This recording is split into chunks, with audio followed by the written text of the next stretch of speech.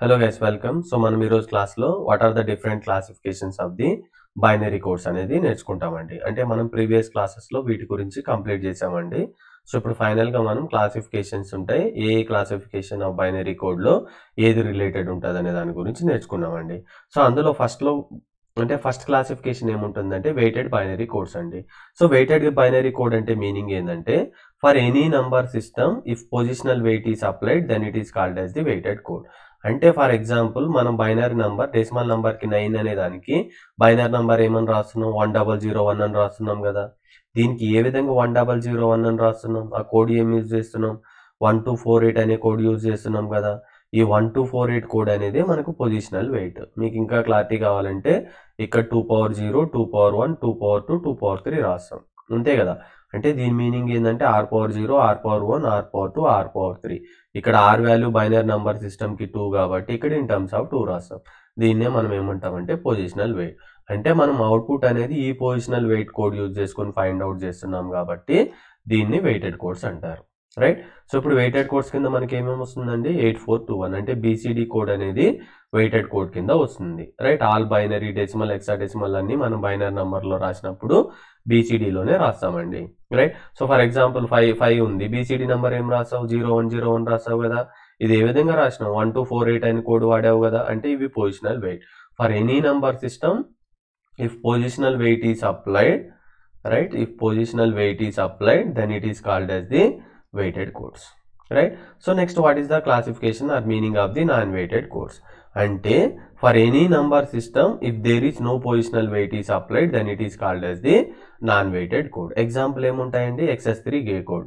XS3 మీరు కానీ observe చేసిందంటే XS3 కోడ్ అనేది ఏ విధంగా ఫైండ్ అవుట్ చేసినాం, సో +3 అనేది యాడ్ చేసినాం, అంతేగాని మనం ఈ 1248 ఈ పొజిషనల్ వెయిట్స్ అనేది యాడ్ చేయలేదండి. ఓన్లీ వచ్చిన నెంబర్కి +3 యాడ్ చేసినాం కాబట్టి సో అంటే XS3 కోడ్ అనేది ఫస్ట్ బీసీడీ నెంబర్గా కన్వర్ట్ చేస్తాం యాజ్ పర్ ప్రొసీజర్.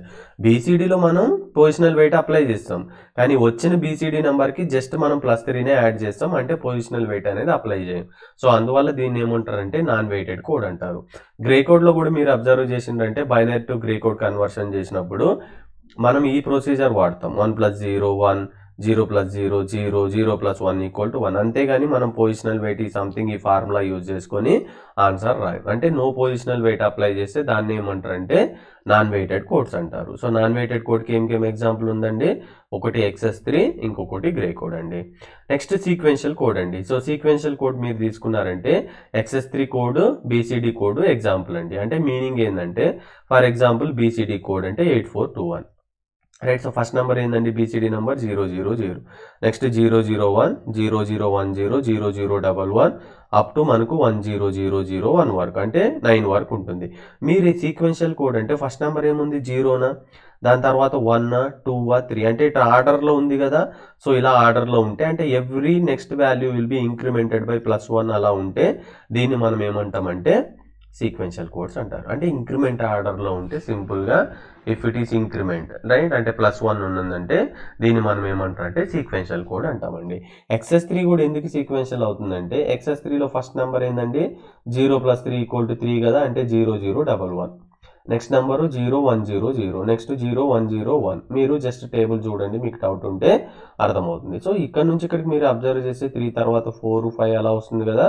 సో ఇది సీక్వెన్షియల్ కోడ్, రైట్. సో మీరు టేబుల్కి వెళ్ళి చెక్ చేయండి, గ్రే కోడ్ అనేది సీక్వెన్షియల్ కోడ్ అనేది ఉండదు. ఎందుకు ఉండదంటే గ్రే కోడ్లో మనకు ఆర్డర్ అనేది ఉండదు, అంటే ఒక నెంబర్ స్మాలర్ నెంబర్ నుంచి నెక్స్ట్ నెంబర్ +1 అనేది ఉండదు అనేది గుర్తుపెట్టుకోవాలి. నెక్స్ట్ మనకు తెలుసు కదండి cyclic code or unit distance code అంటే ఏముంటుంది, ఓన్లీ గ్రే కోడ్ ఉంటుంది.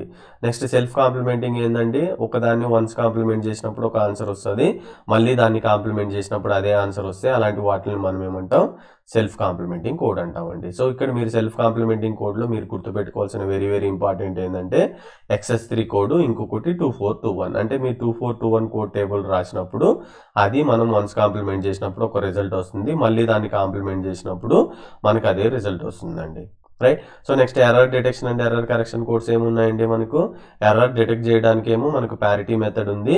ఎర్రర్ డిటెక్ట్ చేసి +1 బిట్ ఎర్రర్ని కరెక్ట్ చేయడానికి మనం యూజ్ చేసే మెథడ్ ఏంటండి, హ్యామింగ్ మెథడ్, రైట్. సో ఇవన్నీ classifications of the binary codes అండి. మీకు ఆల్ఫా న్యూమరిక్ కోడ్స్ కావాలంటే ఆస్కీ కోడ్, ఈ కోడ్ అనేది మీరు ఎగ్జామ్ పాయింట్ ఆఫ్ వ్యూలో రాయాల్సి ఉంటుందండి.